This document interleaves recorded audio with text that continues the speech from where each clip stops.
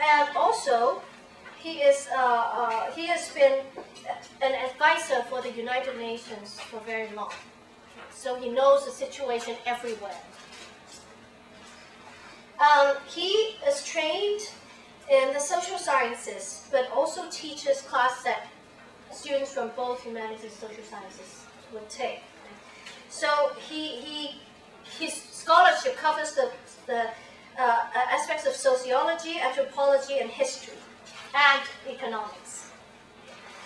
Now, this is what he has to say.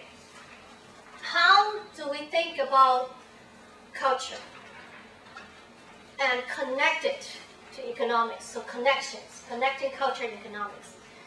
His first idea, if you have the essay there with you, turn to page 39. Culture is a constitutive part of development. And he is saying that there are cultural characteristics. If people have those things, those culture develop better. If people have those characteristics, like, and with these characteristics, culture includes the enrichment of human lives through literature, music, fine arts, and other forms of cultural expression and practices. Cultures with a good amount of these amount to major developmental success. In one form or another, culture engulfs our lives, our desires, our frustrations, our ambitions, and the freedoms that we seek. The freedom and opportunity for cultural activities are among the basic freedoms, the enhancement of which can be seen as part of constitutive development. And in the footnotes it says, the whole idea of creativity is basic to the idea of entrepreneurship. Right? People willing to do something different outside the box, to take a risk, to dare, to so on. All these values are part of entrepreneurship. So on. And the second idea he suggests that connects culture and economics is that culture is economically remunerated. There are economically remunerative cultural activities and objects. And this is the usual thing our government understands about culture. Culture brings tourism. Culture. If you have great cultural performances, people come and pay to watch them. It's a part of a big global auction market nowadays. It's commercially good for the city, and even your religion. People come to visit your cathedrals, your synagogues, and your temples. Some of the most important tourist sites and so forth.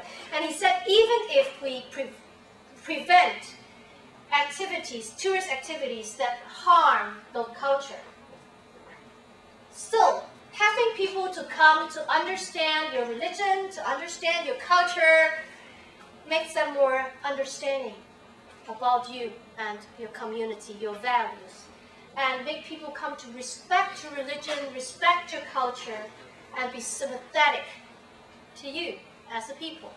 So it is important that people can come to your country and share and experience your culture and come to sympathize with it, like it, and respect it. So even if tourism, if handled well, you do not allow people to come and trample your temples like a herd of elephants in a China house. Right?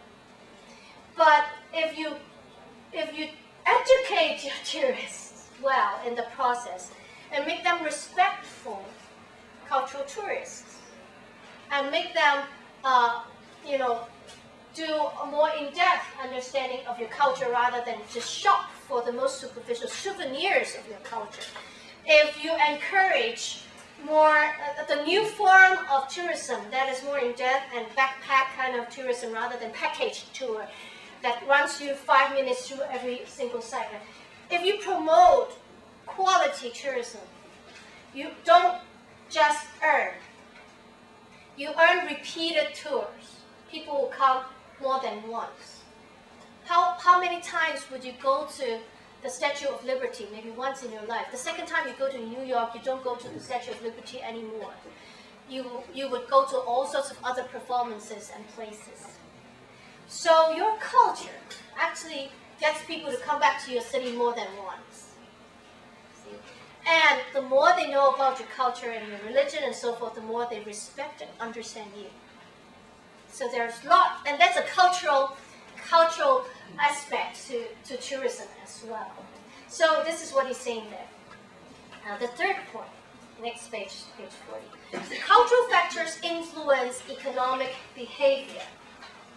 Like culture influences can make a major difference to work ethics, responsible conduct, spirited motivation, dynamic management, entrepreneurial initiatives, willingness to take risks, and a variety of other aspects of human behavior, which can be critical to economic success. And he listed a million different authors of cultural economics proving that.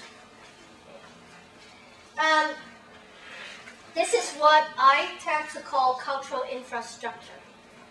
Infrastructure is not just roads and bridges that increases the efficiency of your city. There is also a cultural aspect, cultural infrastructure, that makes you a good citizen, that makes you a great city, that makes you a wonderful culture to know.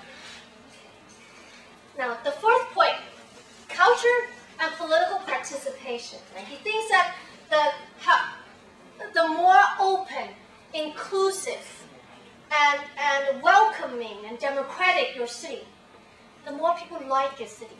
So if you go to a city's public places, if it is always controlled by security guards, if you can, like in the Victoria Park, you can jog in one direction and not the other direction, you feel so controlled.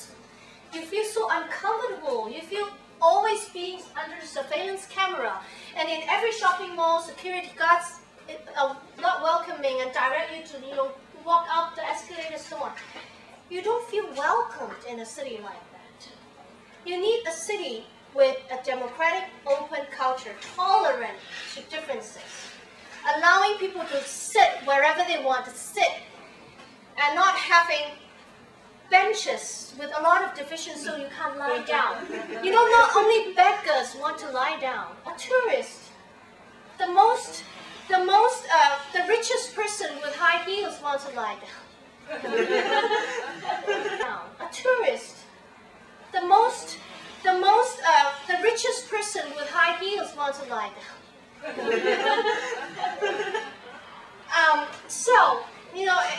When you exclude someone, you also exclude a lot of other people. Right? So these are the mentality, the cultural values of the people who manage the city affect the entire culture of the city, the entire characteristics of the city.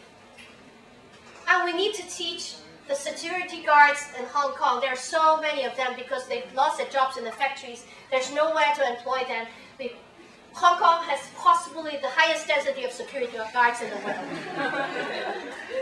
And we need to educate them to be welcoming, tolerant, people who accept cultural diversity.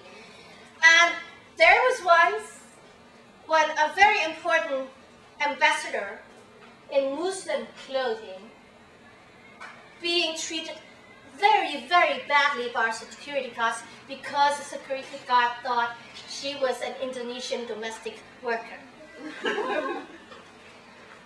A very well-educated lawyer of Punjabi background had an emergency case, went into the hospital, died 5 hours later because nobody took care of her because everybody thought she was a poor Indian immigrant. Is that what we want to know?